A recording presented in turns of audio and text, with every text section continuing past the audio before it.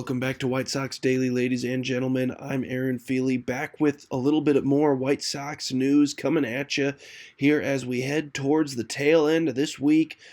Super Bowl week, so obviously the sporting world still kind of more a buzz about some non-baseball things at the moment, but we are into the first month of pro baseball returning.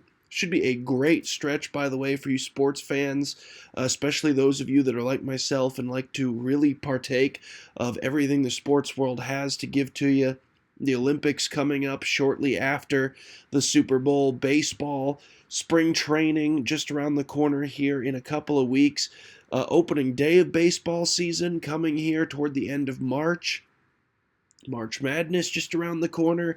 The UFL, for those of you guys that are spring football fans, that's going on right around the same time opening day will be. It's just a great stretch coming up here for sports fans of all kinds as we head towards kind of the spring section of our sporting calendar.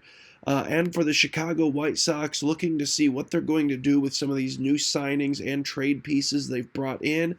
One of the more intriguing ones coming up, Jordan Hicks, who was brought into the Chicago White Sox as basically something of a salary dump from Boston, a guy that they envision being a much bigger part of their own future and their own championship possibilities and aspirations there in Boston that just did not end up working out. They gave him a great deal of money. They didn't want to continue to pay him that money. The White Sox said, well, we just freed up quite a bit of our own. We'll take him on if you give us a prospect as well. And David Sandlin came over. Jordan Hicks was part of the deal. Good on the Chicago White Sox. But one thing about Jordan Hicks that you might want to remember here is that Jordan Hicks actually kind of the down spiral that he was on towards the tail end of his San Francisco Giants tenure and there in Boston came as a result of them kind of trying to switch up what they wanted from him and moving him into more of a starting role. He ended up moving back into the bullpen there late for Boston, but it was kind of towards the tail end of a season where the confidence was already a little bit shot just from being in an unfamiliar environment, being kind of in an uncomfortable position for him, which was to switch his position basically to become a full-time starter, especially there in San Francisco where they really tried to make that a full-time thing. As the White Sox kind of touched on this as well, but the hope for Jordan Hicks is that moving him back even away from being a full-time closer where they won't be needing to ask him to do that here in Chicago. They have Leisure. They've got a couple of other options here in Chicago as far as, being that big-time closing potential, particularly with Dominguez, who everyone expects to be the full-time closer. With Jordan Hicks, you can go back to what he does best, and that's being a big-time leverage reliever, a guy that can go out and get you some phenomenal, clutch ground balls, get you out of some tight situations. He's a double play magician, is Jordan Hicks. He's got a sinker that's in the triple digits. So he's still got all the tools to be a really top-end reliever if you can send him out there for an inning when you really need someone to come up big for you, especially in a tight game.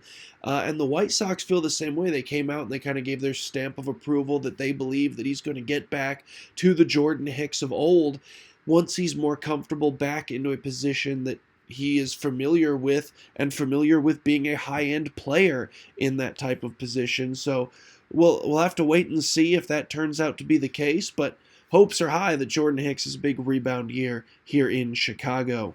And speaking of Chicago pitching, another interesting name popping up for the Chicago White Sox. As far as options, we've talked about starting pitching being a big-time position of need that they have really only barely addressed thus far this offseason. Chris Bassitt, though, and ex-Chicago White Sox player and former draft pick of the Chicago White Sox, still remains unsigned, which is certainly interesting. We've heard that he's received a bit of intrigue from the Atlanta Braves, from the Detroit Tigers. Certainly two teams that both playoff teams from a year ago, certainly two teams that you expect on paper could be more in that general vicinity of contenders this coming year, which might intrigue a guy like Bassitt, who's 37 years old, might not have too many contending years left in him. Though we've seen a couple of high-end starters already around the league, so a couple of free agents, in fact, go well into their 40s at this point, still being able to pitch at a high level. So maybe Bassitt's not as on death's door for his career as we might think. But obviously, 37 years old, there's still the in theory window shutting potential on that career. But the White Sox will have a lot more available money if that's what it's going to come down to, and if the White Sox are willing to fork that over. Not to mention the potential pitch of, hey, if you can come here to Chicago, you can make this bank with us. And if our season is not going potentially how you want it or we want it, you could potentially still be a trade piece come the trade deadline to a contender. And that's always going to be an option for a team like Chicago as a pitch point. Make the money. We can offer you more of that. And if it doesn't work out, we can always just trade you later, and you can still end the season competing potentially for a World Series. So that would be the pitch you'd imagine from the White Sox to a guy like Chris Bassitt for a potential reunion. Now reunion in massive quotes. Only ended up with one major league season for Chicago, and he only played a handful of games. It was over a decade ago, but a guy that has been really, really good for years now. A sub-4 ERA for the last, basically 7 straight years between Oakland, Toronto. I think he might have had a year with the Mets in there somewhere. And a guy that has just been consistently good.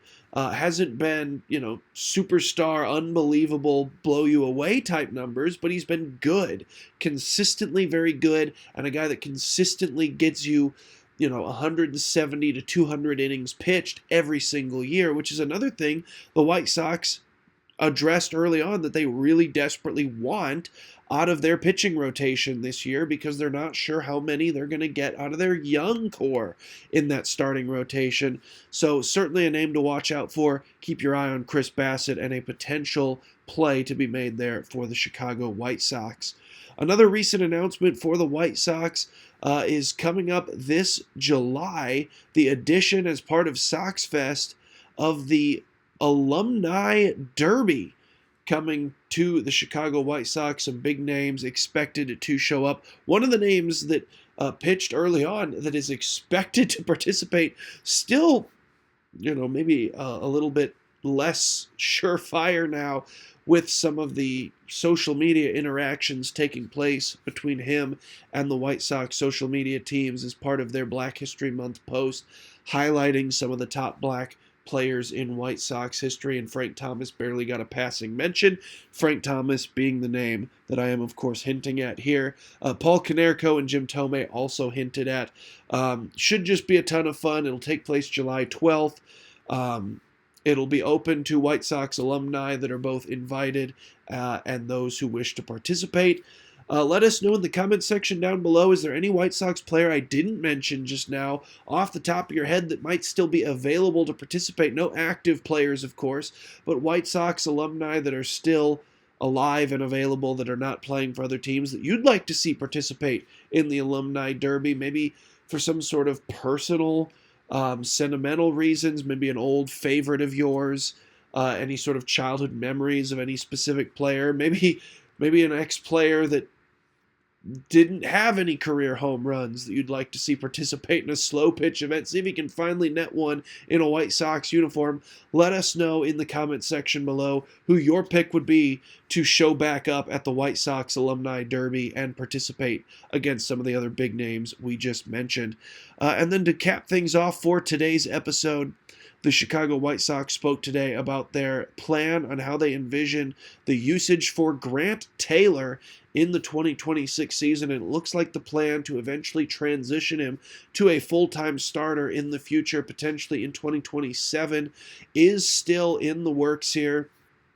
As Will Venable talked about his wish and his goal for this season, at least 100 innings out of the bullpen for Grant Taylor. The reason, he says, being it would be an increase from what he's been doing in previous seasons.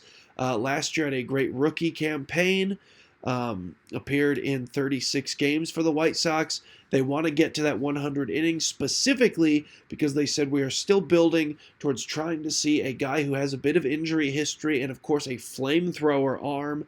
Ended up leading pro baseball last year in pitches over 100 miles an hour. It was truly a ridiculous